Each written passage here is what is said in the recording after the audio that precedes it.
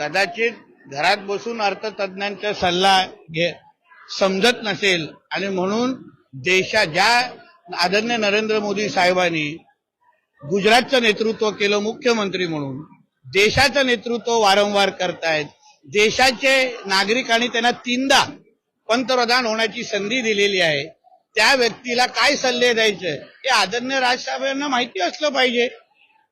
शेवटी आपल्या देशाला पुढे घेऊन जायचं असेल तर देशाची मन की बात त्यांना कळते, नागरिकांची मन की बात कळते, म्हणून तर 3दा निवडून दिलेली आहे. त्याच्यामध्ये उद्योजक पण आले, त्याच्यामध्ये अर्थतज्ञ पण आले. आपल्या देशाचा विकासाचा दर हे राजसाहेबांना माहिती आहे का? आज आपला देश आर्थिक सत्तेमध्ये 3 क्रमांकावर आहे, 3ऱ्या क्रमांकावर पोहोचलेला आहे. तो कुठे होता आणि कुठे आहे? देश अन्य जगामध्ये होणारी युद्धाची परिस्थिती, आणि आज आपण लग्न समारंभ करतोय, कार्यक्रम घेतोय, दुसरीकडे श्वास घेण्यासाठी पण संधी भेटत नाही.